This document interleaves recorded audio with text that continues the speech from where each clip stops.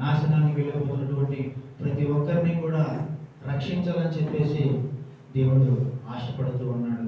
ఏ ఒక్కరూ కూడా ఆయన స్వరము వినకుండా, ఆయన మాట వినకుండా ఈ లోకంలో జారిపోయి పడిపోయి తమకున్నటువంటి ఆ యొక్క భయంకరమైనటువంటి పాపాన్ని బట్టి ఎవరు కూడా నశించిపోకూడదని చెప్పేసి దేవుడు ఆశపడుతూ ఉన్నాడు.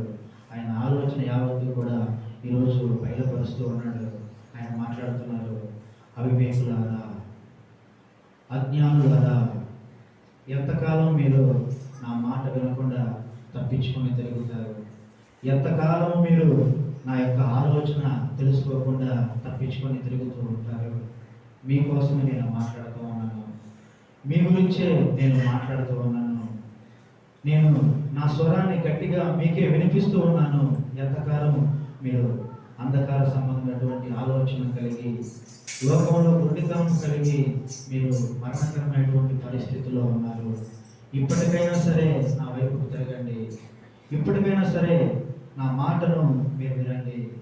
ఇప్పటికైనా సరే మీ జీవితాలు మార్చుకోండి.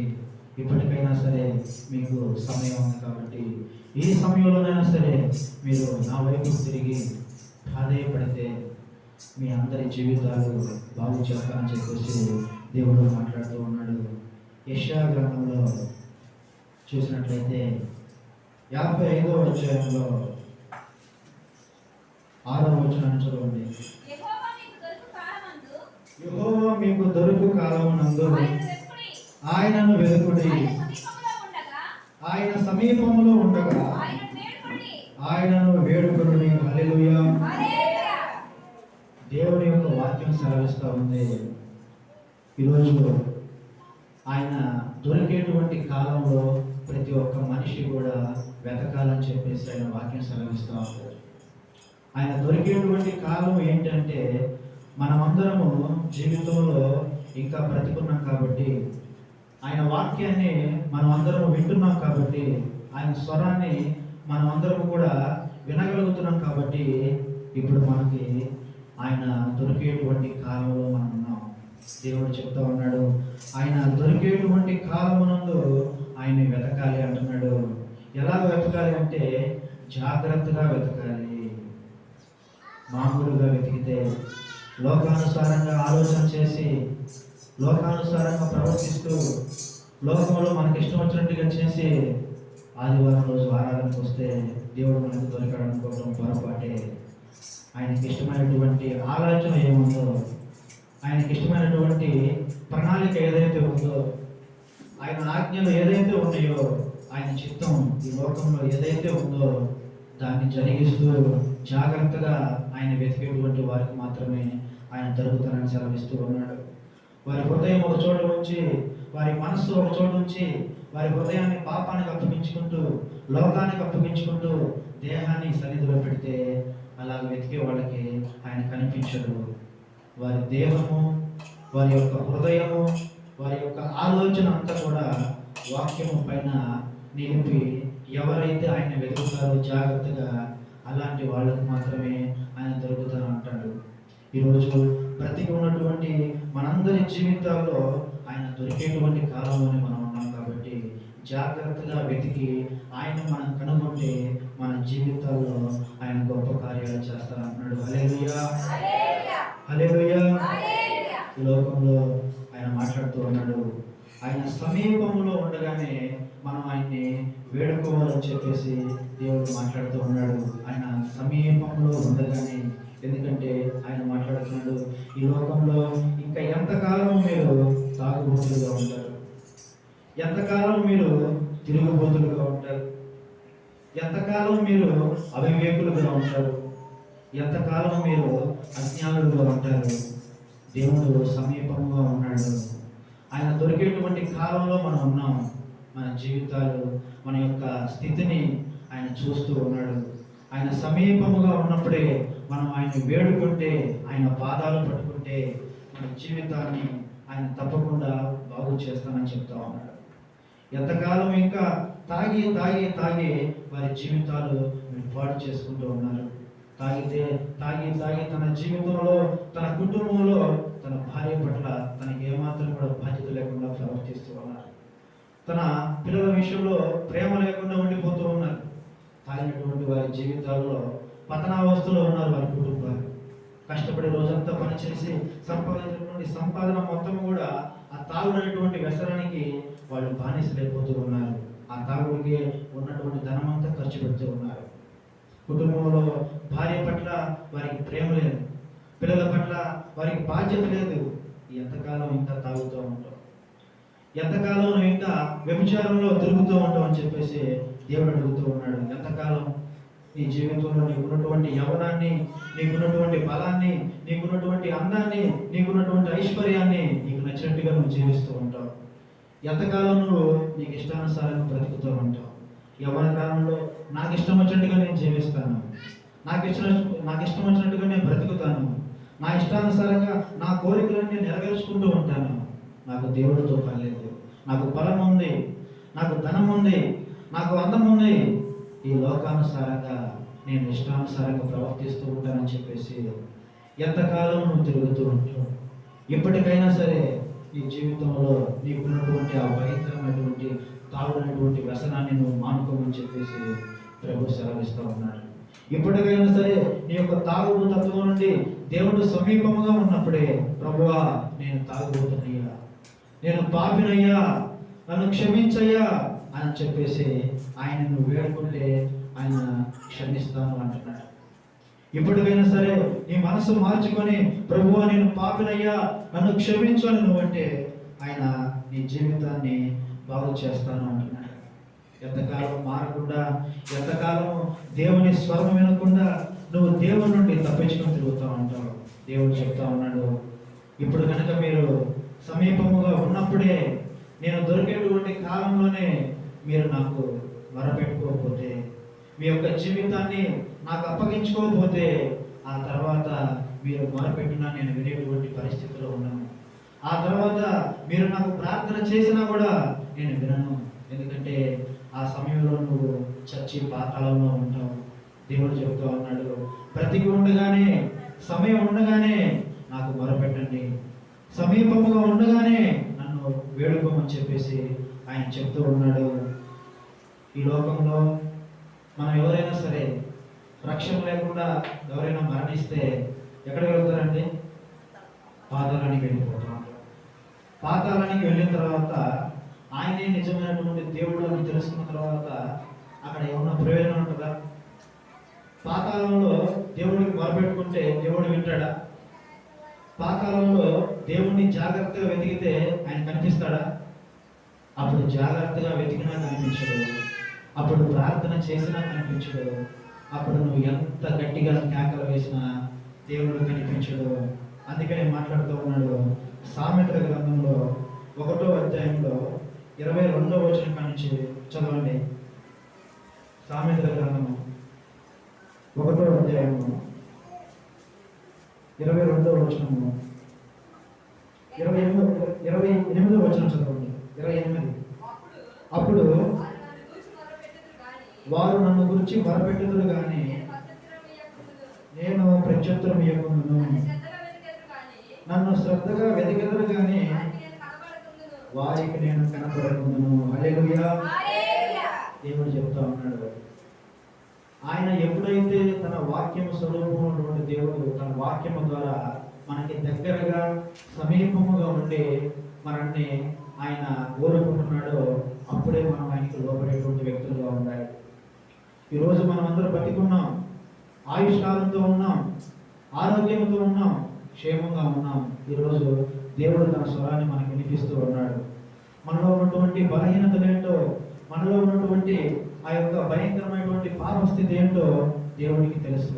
కాబట్టి ఆయన చెప్తూ ఉన్నాడు, ఈ రోజే నీకున్నటువంటి నీ స్థితి నుండి విడుదల పొందాలంటే ఇప్పుడే నేను నీకు సమీపంగా ఉన్నాను. కాబట్టి ఈ రోజే నన్ను వేడుకోవాలి. ఇప్పుడే నేను నీకు దొరికేటువంటి కాలంలో ఉన్న సమయం మించిపోతే తర్వాత నన్ను వెతికినా సరే నేను కనిపించేటువంటి పరిస్థితిలో ఉంటాను. తర్వాత నన్ను జాగ్రత్తగా వెతికినా సరే నేను కనిపించినటువంటి పరిస్థితిలో ఉంటా. అప్పుడు నువ్వు మొరపెట్టినా సరే నీ మొర నేను ఆలోచించను. అందుకే ఆయన మాట్లాడుతూ ఉన్నాడు. ఆ 28వ వచనం మరొకసారి చదవండి. అప్పుడు వారు నన్ను గురించి మొరపెట్టుదురు కానీ ప్రత్యుత్తరం ఇవ్వకుండాను. నన్ను శ్రద్ధగా వెతికెదరు కానీ వారికి నేను కనపడకుండాను. దేవుడు చెప్తూ ఉన్నాడు, ప్రతిగుణంగా ఈ కార్యం చేస్తే దేవుడు ఎంతో సంతోషపడతా ఉంటాడు. ప్రతిగుణంగా మనం మొరపెడితే ఆయన తప్పకుండా కార్యం చేస్తూ ఉంటాడు. ఆయుష్కాలంతో ఉన్నప్పుడే ఆయన పాదాలు పట్టుకుంటే మన జీవితాల్లో నుండి శాపాన్ని ఆయన తీసివేస్తాడు. ఇప్పటి వరకు పాపం చేస్తూనే బ్రతికాం, ఇప్పటి వరకు శాపగ్రస్తంగానే బ్రతికాం. కానీ ఇప్పుడు దేవుడు చెప్తున్నాడు, ఇప్పటికైనా సరే మీ జీవితాలు మార్చుకోండి, ఇప్పటికైనా సరే మీలో ఉన్నటువంటి పాపాన్ని ఒప్పుకోండి, ఇప్పటికైనా సరే మీలో ఉన్నటువంటి బలహీనతను విడిచిపెట్టండి. ఎందుకంటే మీరు బ్రతికి ఉన్నప్పుడే మీ మొర నేను ఆదరిస్తాను. నేను సమీపంలో ఉన్నప్పుడు మీరు మొరపెట్టినట్లయితే మిమ్మల్ని ఆదరిస్తాను, మిమ్మల్ని కనికరిస్తాను, మిమ్మల్ని నేను కోరుకుంటున్నాను, మిమ్మల్ని నా కుమారులుగా చేసుకుంటాను, నా కుమార్తెలుగా చేసుకుంటాను. మీ మీద ఉన్నటువంటి శాపాన్ని తీసివేస్తాను, మీలో ఉన్నటువంటి పాపాన్ని కడిగి వేస్తాను, మిమ్మల్ని పరిశుద్ధులుగా చేస్తాను. ఎక్కడైతే మీరు అవమానం పొందారో అక్కడ మీకు ఘనతనిస్తాను, ఎక్కడైతే మీరు నిందలు పాలైపోయి ఉన్నారో అక్కడ మీకు నేను ఘనతనిస్తున్నాను, ఎక్కడైతే మీరు ఎవరు గుర్తించలేకుండా ఎవరు ప్రేమించలేకుండా పతనావస్థలో ఉన్నారో అక్కడే నేను మిమ్మల్ని లేవనెత్తాను. బ్రతికి ఉండగానే మీరు నా పాదాలు పట్టుకుంటే, బ్రతికి ఉండగానే ఆయన మన శరణు వచ్చి వేడుకుంటే, బ్రతికి ఉండగానే ఆయన పాదాలు మనం పట్టుకొని, ప్రభువా నేను పాపిని, నా పాపం క్షమించయ్యా, నా దోషములు క్షమించయ్యా, ఇంతవరకు నేను పాపంలో బ్రతికాను, ఇంతవరకు నేను శాపగ్రస్తమైన జీవితం అనుభవించాను, ఇప్పుడు ఒప్పుకుంటున్నానయ్యా, నా పాపాన్ని క్షమించు, నా దోషాలు క్షమించు. నేను కన్నీరు విడిస్తే నువ్వు ఆయన పాదాలు పట్టుకొని నీ కన్నీటితో ఆయన పాదాలను కడిగితే ఆయన తప్పకుండా క్షమిస్తాను అన్నాడు.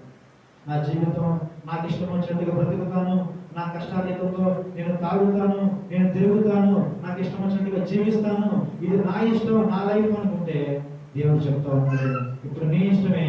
ఆ తర్వాత కూడా భయంకరమైనటువంటి పాతాళమైనటువంటి వేదన నువ్వు అనుభవించాల్సి వస్తే అప్పుడు నిన్ను తప్పించేటువంటి వాళ్ళు ఎవరు ఉండరు, అక్కడ నీ మొర ఆలకించేవాళ్ళు ఎవరు ఉండరు. అప్పుడు నువ్వు ఎంత మొరపెట్టినా సరే నీ మొర ఎవరు ఆలకించరు. అప్పుడు నువ్వు ఎంత ప్రాధాన్యపడినా సరే ఎవరు నిన్ను ఆలకించరు. ప్రభువా ప్రభువా నన్ను కాపాడన్నా సరే అక్కడ పట్టించినటువంటి వారే ఉండరు. దేవుడు చెప్తూ ఉన్నాడు, సమయం నీకుంది, ఆయుష్కాలం నీకుంది, దేవుని వాక్యం నీకు వినపడతా ఉంది, ఆయన స్వరం నీకు వినిపిస్తూ ఉంది, ఆయన మాటలను వింటూ ఉన్నాం. ఇప్పటికైనా సరే మనసు మార్చుకో, నీ జీవితాన్ని మార్చుకో, నీ బ్రతుకులు మార్చుకో. నువ్వు ఏ స్థితిలో ఉన్నావో ఆ స్థితిలో నుంచే దేవుడు నిన్ను గొప్ప వ్యక్తిగా చేరుకుంటున్నాడు. ఆ స్థితిలో నుండి నిన్ను గొప్పగా దేవుడు ఆశీర్వాదకరంగా మార్చబోతున్నాడు. ఆ స్థితిలో నుండి దేవుడు నిన్ను ఉన్నతమైనటువంటి వ్యక్తిగా నిన్ను దేవుడు వచ్చిపోతున్నాడు. నువ్వు నమ్మితే దేవుడు నీ తరపున గొప్ప కార్యాలు చేయడానికి ఆయన సిద్ధంగా ఉన్నాడు. హల్లెలూయా, హల్లెలూయా. నమ్మి ఆయన సమీపంగా ఉన్నప్పుడే ఆయన పాదాలు పట్టుకుంటే ఆయన గొప్ప కార్యాలు చేయడానికి సిద్ధంగా ఉన్నాడు. మన జీవితంలో ఇంకా ఇంకా పాపం చేస్తూ ఇంకా పతనమైనటువంటి పరిస్థితులకు వెళ్ళిపోయి లోకానుసారమైనటువంటి కార్యాల్లో ఉంటూ వ్యభిచారంతో భయంకరమైనటువంటి పాపముతో మనకున్నటువంటి బలాన్ని మనకున్నటువంటి అందాన్ని ఈ లోకానికి అప్పగించుకుంటూ లోకమే నాకు ఎంతో ఆనందంగా ఉంది, ఈ లోకమే శాశ్వతం కావాలని చెప్పేసి లోకంలో పడి తిరుగుతున్నామేమో దేవుడు తెలుస్తూ ఉన్నాడు. ఈ సమయం పోగొట్టుకుంటే మరలా ఇంకో సమయం రాదు. అందుకని దేవుడు మాట్లాడుతూ ఉన్నాడు, ఆయన సమీపముగా ఉన్నప్పుడే మనం ఆయన్ని వేడుకోవాలి. ఆయన దొరికేటువంటి కాలంలోనే ఆయన మనం వెతకాలి. జాగ్రత్తగా వెతికినట్లయితే ఆయన మనకు తప్పకుండా దొరుకుతాడు. జాగ్రత్తగా ఆయన వేడుకున్నట్లయితే మన జీవితాన్ని ఆయన సరిచేస్తూ ఉంటాడు. ఇలాగా నాకు తెలిసినటువంటి ఒక సహోదరు యొక్క జీవితాన్ని మీకు తెలియజేస్తాను. తన యొక్క జీవితం ప్రభు యొక్క పిలుపుని విని కూడా తన జీవితం ఎలా పోగొట్టుకుందో, తన జీవితంలో ఎలాంటి పరిస్థితుల్లోకి వెళ్ళిపోయి తన కుటుంబం అంతా కూడా ఈ భూమి మీద లేకుండా భయంకరమైనటువంటి పాపంలో పతనమైపోయిందో ఆ యొక్క సహోదరి గురించి ఒక సాక్ష్యాన్ని మీకు తెలియజేస్తాను. ఆ సహోదరి నాకు బాగా తెలిసినటువంటి సహోదరి. ఇంతకుముందు నేను చెప్పినటువంటి సాక్ష్యాలన్నీ కూడా దైవ సేవకులు చెప్పినటువంటి సాక్ష్యాలను ఎన్ని మీకు తెలియజేశాను. కానీ ఇప్పుడు మాత్రం నాకు బాగా తెలిసినటువంటి ఒక సహోదరు యొక్క జీవితాన్ని మీకు తెలియజేస్తాను. ఆమె యవ్వన కాలంలోనే వివాహం చేసుకుంది, చక్కగా భర్తతోటి కాపురం చేస్తూ ఉంది. కొంతకాలం వారి కాపురం సజావుగా సాగింది. అయితే ఎప్పుడైతే పెళ్ళైందో తన భర్త క్రమంగా తాగుడికి అలవాటు పడుతూ ఉన్నాడు. లోకంలో కొద్దిగా తాగుడికి అలవాటు పడుతూ ఉన్నాడు, తాగుతూ ఉన్నాడు. సంపాదించినటువంటి సంపాదనలో కొంచెం తాగేసి కొంచెం తీసుకొని వచ్చేసి ఇంట్లో ఇస్తూ ఉన్నాడు. అయితే భార్యను మాత్రం తను బయటికి పనికి పంపించేటువంటి వ్యక్తి కాదు. భార్యను మాత్రం ఇంట్లోనే ఉంచుకొని తను పోషించుకుంటూ ఉంటాడు. తనకున్నటువంటి ఆ సంపాదనలోనే తాగుతూ తన కొంత కుటుంబాన్ని పోషిస్తూ ఉంటాడు. క్రమంగా మొదటగా కొంతకాలానికి ఒక పాప పుట్టింది. తర్వాత కొంతకాలానికి ఒక బాబు పుట్టాడు. ఆ తర్వాత ఆయన తాగడం ఎక్కువ చేస్తూ ఉన్నాడు, భయంకరంగా తాగుతూ ఉన్నాడు. సంపాదించినటువంటి సంపాదన అంతా కూడా ఇంటికి ఒక రూపాయి కూడా తీసుకొని రావట్లేదు. మొత్తము తాగుతూనే ఉన్నాడు. తన కుటుంబం గడవలేటువంటి పరిస్థితిలో ఉంది, పిల్లల్ని పోషించేటువంటి పరిస్థితిలో ఉంది. తన భార్య పైన తనకు ప్రేమ లేకుండా పోయింది, పిల్లల పట్ల బాధ్యత లేకుండా పోయింది. తాగి తన ఇంటికి కూడా రానటువంటి పరిస్థితిలో ఉన్నాడు. ఇప్పుడు భార్య బయటికి వెళ్ళి పనిచేయాల్సినటువంటి పరిస్థితి ఏర్పడింది. ఇప్పటి వరకు బయటికి వెళ్ళి పనిచేయనటువంటి ఆమె ఒక్కసారిగా కుటుంబ భారం తన పైన పడగలిగి బయటికి వెళ్ళి ఆమె పనిచేయాల్సినటువంటి పరిస్థితి ఏర్పడింది. సరే, భర్త తాగి అనారోగ్యం పాలైపోయాడు. తను పనిచేసేటువంటి పరిస్థితి లేదు, బలహీనుడైపోయాడు. తాగి తన రోగం తెచ్చుకొని భయంకరమైనటువంటి బలహీనతలో ఉన్నాడు. ఇంటి వద్దనే ఉంటున్నాడు. ఇప్పుడు కుటుంబం గడవడం కష్టంగా ఉంది. ఇక తప్పని పరిస్థితుల్లో భార్య బయటికి వెళ్ళి పనిచేయాల్సినటువంటి పరిస్థితి ఏర్పడింది.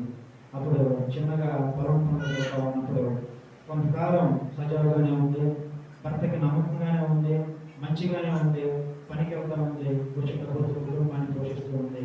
తర్వాత లోకానుసారమైనటువంటి స్నేహానికి క్రమక్రమంగా అలవాటు పడుతూ ఉంది. పక్కనటువంటి వాళ్ళు చెప్తూ ఉన్నారు, ఎంతకాలం నువ్వు ఇలా ఒంటరిగా ఉంటావు, ఎంతకాలం నువ్వు ఇలా ఒంటరిగా జీవిస్తావు, నీకేమన్నా వయసు అయిపోయిందా, నీకేమన్నా యవ్వనం అయిపోయిందా, నువ్వు యవ్వనంలోనే ఉన్నావు, నువ్వు వయసులోనే ఉన్నావు, నీ భర్త ఏ పని చేయలేడు, నీ భర్త వల్ల ఎలాంటి ఉపయోగం లేదు. కాబట్టి నువ్వు ఏదో ఒక దారి చూసుకో. నీ భర్త అయ్యాల రేపు చనిపోయేటువంటి పరిస్థితిలో ఉన్నాడు. కాబట్టి ఇప్పుడే నువ్వు ఏదో ఒక దారి చూసుకో. ఎవరినో ఒకరిని చూసుకో, వాళ్ళు నీ పిల్లల్ని పోషిస్తారు, నీ కుటుంబానికి వాళ్ళు ఆధారంగా ఉంటారు అని చెప్పేసి లోకంలో ఉన్నటువంటి స్నేహితులు ఇలాంటి సలహాలు ఇస్తూ ఉన్నారు. తను కొంతకాలం ఓపిక పట్టింది. తన సంపాదించిన సంపాదనతో తన కుటుంబం గడవడం కష్టంగా ఉంది. తను ఏం చేయాలన్నా సరే తను కష్టపడి పని చేయాలి. ఆ వచ్చే డబ్బులతో తన కుటుంబం గడవడం కూడా చాలా కష్టంగా ఉంది. చూసింది కొంతకాలానికి ఆ పని చేసేటువంటి ఆ పని దగ్గర ఒక వ్యక్తితోటి అక్రమ సంబంధం పెట్టుకుంది. ఎప్పుడైతే ఈ అక్రమ సంబంధం పెట్టుకుందో కొంతకాలం తెలియకుండా కొనసాగించింది.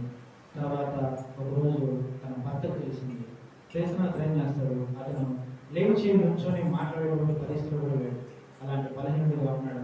ఆ మంది ఈ పరిస్థితుల్లో నేను ఇలా ప్రవర్తించకపోతే మన కుటుంబం గడవడం చాలా కష్టంగా ఉంటుంది. కాబట్టి తప్పని పరిస్థితుల్లో నేను ఇలా వెళ్ళిపోతూ ఉన్నాను, నేను చేసేది ఏమీ లేదు.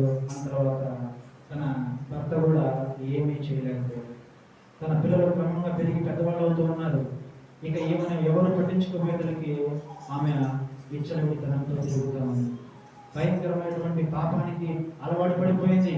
ఇక ఆమె ఒకరితో కాదు, ఎవరితో పడితే వాళ్ళతో అక్రమ సంబంధం కొనసాగిస్తూ ఉంది. తన జీవితాన్ని, తనకున్నటువంటి యవ్వనాన్ని, తన శరీరాన్ని లోకానికి అప్పగించేసుకుంది. మాటూరు హైవే మీద లారీలు రాత్రిపూట వచ్చేటువంటి లారీలో, పోయేటువంటి లారీలో కూడా వెళ్ళిపోయి ఆమె భయంకరమైనటువంటి పాపానికి అప్పగించుకుని ఉందన్నమాట. అలాగా తన యవ్వన కాలంలో ఇలాంటి భయంకరమైనటువంటి పాపానికి తన అలవాటు పడినప్పుడు తన జీవితాన్ని ఏమాత్రం కూడా లెక్క చేయకుండా అదే సంతోషం, అదే ఆనందం అని చెప్పేసి తిరుగుతూ ఉంది. కానీ ఒకసారి తనకు అనుకోకుండా తను చేస్తున్నటువంటి ఆ భయంకరమైనటువంటి పాపాన్ని బట్టి తనకు ఒక గొప్ప బహుమానం దొరికింది. ఏంటి ఆ బహుమానం అంటే తన జీవితంలో తనకి ఎయిడ్స్ వ్యాధి వచ్చేసింది. తనకున్నటువంటి తన జీవితంలో ఎప్పుడైతే పాపానికి చోటించిందో, ఆ భయంకరమైనటువంటి పాప స్థితిలో వెళ్ళిపోయిందో, విచ్చలవిడిగా తిరుగుతుందో, అప్పుడు ఆమెకి పరీక్ష చేసినప్పుడు ఎయిడ్స్ వ్యాధి వచ్చింది. అయినా సరే తను బలంగానే ఉంది, యవనంగానే ఉందని చెప్పేసి తనకున్నటువంటి రోగం బయటికి కనిపించదు కాబట్టి అందంగా ఉంటుంది. అందుకని చెప్పేసి తనకి బలం ఉన్నంత కాలం కూడా తను ఇంకా ఆ విచ్చలవిడితనం ఆపుకోలేకుండా తిరుగుతూనే ఉంది. కానీ బైబిల్లో మాట చెప్తూ ఉన్నారు ఏంటంటే అందము మోసకరము, సౌందర్యము వ్యర్థము. హల్లెలూయా. చూసిన వారికి తను చాలా అందంగా కనిపించింది, కానీ తనలో ఉన్నటువంటి ఆ రోగము ఎవరు కూడా కనిపించలేదు, ఎవరు కూడా దాన్ని గుర్తించలేకపోయారు. అందాన్ని చూసి మోసపోయారు, అందాన్ని చూసి ఆశపడ్డారు, అందాన్ని చూసి తనతో ఏకీభవించారు. అలా తనకి రోగం వచ్చిన తర్వాత కూడా తన అందంతో అనేక మందిని మోసం చేసి తనకున్నటువంటి ఆ ఎయిడ్స్ రోగాన్ని అనేక మందికి అప్పగించేసింది. తన బలం ఉన్నంత కాలం తిరిగి తిరిగి తిరిగి చివరికి తనకి ఆ రోగం ఎక్కువైపోయి ఎప్పుడైతే తన యొక్క బయటికి వెళ్ళలేనటువంటి పరిస్థితిలో ఉందో, ఎప్పుడైతే తన యొక్క ఆ పని చేయలేనటువంటి పరిస్థితిలో ఉందో, క్రమక్రమంగా రోగం పెరిగిపోతూ ఉంది, ఆమెలో బలం తగ్గిపోతూ ఉంది, అన్నం తగ్గిపోతూ ఉంది, అందవిహీనంగా మారిపోతూ ఉంది. చివరికి హాస్పిటల్కి వెళ్ళి చూపించుకోవాల్సిన పరిస్థితి అయిపోయింది.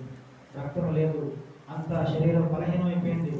వారం వారం నెల నెల రక్తం ఎక్కించుకొని పట్టకాల్సినటువంటి పరిస్థితి ఏర్పడింది. అలాంటి పరిస్థితులు చివరి స్థితిలో ఉన్నప్పుడు ఆమెని అనేక మంది హెచ్చరించారు, మా నువ్వు చేస్తున్నటువంటి పని చాలా తప్పు, నువ్వు భయంకరమైనటువంటి పరిస్థితిలో వెళ్ళిపోతూ ఉన్నావు, భయంకరమైనటువంటి పాపమును చేస్తూ ఉన్నావు, నీ బిడ్డలు అనాథలైపోతారు, నీకు సమాజంలో విలువ ఉండదు, నీకు సమాజంలో గౌరవం ఉండదు, నీ బిడ్డలకి విలువ ఉండదు, నీ బిడ్డలు నాశనం అయిపోతారు, వాళ్ళు దిక్కులేని వాళ్ళు అయిపోతారు, వాళ్ళని ఆదరించే వాళ్ళు ఉంటారు, వాళ్ళని కనికరించే వాళ్ళు ఉంటారు, వారిని దగ్గర తీసుకునే వాళ్ళు ఉంటారని చెప్పేసి ఎంతో మంది ఆమెకి చెప్పినా సరే ఆమె ఉన్నటువంటి పరిస్థితిలో ఉంది. దేవుడు చెప్తూ ఉన్నాడు, ఆయన దొరికేటువంటి కాలంలో వెతకాలి అని చెప్పేసి దేవుడు చెప్తా ఉన్నాడు. ఆయన సమీపంలో ఉన్నప్పుడే మీరు వరపెట్టుకోవాలని చెప్పేసి దేవుడు చెప్తా ఉన్నాడు. ఎంతో మంది సేవకులు, ఎంతో మంది విశ్వాసులు ఆమెకు అనేక సార్లు హెచ్చరించారు, ఆమె చేసినటువంటి పాపం చాలా భయంకరమైంది, ఆ పాపం ఏదో ఒక రోజు నిన్ను చంపేస్తుంది, నిన్ను మరణానికి అప్పగించేస్తుంది, నువ్వు దుఃఖులేని పరిస్థితులు అయిపోతావు, నీ కుటుంబం పతనం అయిపోతుందని చెప్పేసి వాళ్ళు ఎన్నోసార్లు హెచ్చరించినా సరే ఆమె పట్టించుకోకుండా నిర్లక్ష్యంగా ఉంది. ఎప్పుడైతే అలా నిర్లక్ష్యంలో ఉందో చివరికి ఆమె చివరి దినాల్లో ఉన్నప్పుడు మన చీరాల గవర్నమెంట్ హాస్పిటల్లో జాయిన్ అయింది. జాయిన్ అయిన తర్వాత ఒకసారి నాకు ఫోన్ చేసింది వాళ్ళు, యా ఇట్లా హాస్పిటల్లో ఉంది అమ్మ, ఆ పరిస్థితి ఏమీ బాగలేదు, ఒకసారి వచ్చేదంటే నేను దైవ సేవలను తీసుకొని వెళ్ళాను. వెళ్తే ఆమె పూర్తిగా అస్థిపంజరంగా మారిపోయింది. తనకున్నటువంటి మొదటి స్వరూపం అంతా మారిపోయింది. భయంకరమైనటువంటి నలుగురిని కప్పేసుకొని చివరి స్టేజ్లో ఉంది. అప్పుడు సేవకులను తీసుకొని వెళ్ళినప్పుడు ప్రార్థన చేశాడు ఆయన. ప్రార్థన చేసిన తర్వాత అప్పటికైనా సరే ఆమెకి సువార్త నుంచి, అమ్మ ఇప్పటికైనా సరే సమయం మించిపోలేదు, ఆ ప్రభువుని నమ్ముకో, ఆయన ఆశ్రయించు, మారు మనసు పొందు, నీ పాపాన్ని క్షమిస్తాడు, ఇప్పటికైనా సరే నువ్వు దేవుడిని ఆశ్రయించు, దేవుడు నీకు సహాయం చేస్తాడు అని చెప్పేసి ఆ సేవకులు చెప్పేసి ప్రార్థన చేసి వచ్చిన తర్వాత అప్పటికి కూడా మనసు ప్రభువుని నిలపలేకపోయింది.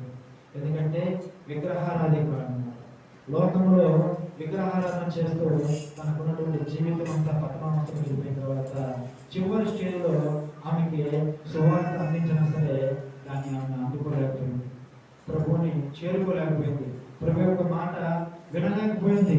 చివరికి ఒక 4 రోజుల తర్వాత ఆమె మరణించింది. 4 తర్వాత మనం ఫోన్ చేశారు, అయ్యా అమ్మ చనిపోయింది, 10 రోజులు పరాసం అని చెప్పిన తర్వాత సేవకుడు చెప్తే ఆయన అన్నాడు, దేవుడు సమయం ఇచ్చినప్పుడు మనం ఆయన మాట విని గౌరవిస్తే అప్పుడు ఆయన మొర ఆలకిస్తాడు. మన జీవితంలో మనకున్నటువంటి యవ్వనం, మనకున్నటువంటి బలం, మనకున్నటువంటి అందం అంతా ఉన్నప్పుడు దేవుడిని మనం లెక్క చేయకుండా, దేవుడిని మనం పట్టించుకోకుండా, దేవుని మాట వినకుండా నిర్లక్ష్యంగా ఉన్నప్పుడు అంతా అయిపోయిన తర్వాత దేవుడు మనం మరి ఆలకించకపోవచ్చు అని చెప్పేసి ఆయన తెలియజేశాడు. అందుకనే ఇక్కడ వాక్యం ఏమో తెలియజేస్తామంటే సామెతలు 1వ అధ్యాయంలో 22వ వచనం చదవండి. సామెతల గ్రంథంలో ఎట్లనగా జ్ఞానము లేని వారులారా మీరెన్నాళ్ళు జ్ఞానము లేని వారుగా ఉండకూడదు. అపహాసకులారా మీరెన్నాళ్ళు అపహాస్యము చేయించు ఆనందింతురు. బుద్ధిహీనులారా జ్ఞానమును అసహించుకుందరు. నా గద్దింపు విని తిరుగుడి, ఆలకించుడి. నా ఆత్మను మీ మీద కుమ్మరించుదును, నా ఉపదేశమును మీకు తెలిపెదను. నేను పిలువగా మీరు వినకపోతే, నా చేయి చాపగా ఎవరును లక్ష్య పెట్టకపోయి, నేను చెప్పిన బోధ ఏమిటో మీరు వినక త్రోసివేసితిరి. నేను గద్దింపగా లోబడకపోతుంది. కాబట్టి మీకు అపాయం కలుగునప్పుడు నేను నవ్వేదను. మీకు భయం వచ్చినప్పుడు నేను అపహాస్యము చేసేదను. భయము మీ మీదకి తుఫాను వలె వచ్చినప్పుడు, సుడిగాలి వచ్చినట్లు మీకు అపాయం కలుగునప్పుడు, మీకు కష్టమును దుఃఖమును ప్రాప్తించినప్పుడు నేను అపహాస్యము చేసే పుత్రాలు చదవడం కూడా. అప్పుడు వారు నన్ను గురించి మొరపెట్టుదురు కానీ నేను ప్రత్యుత్తరం ఇయ్యకుందును. నన్ను శ్రద్ధగా వెతికెదరు కానీ వారికి నేను కనబడుతున్నాను.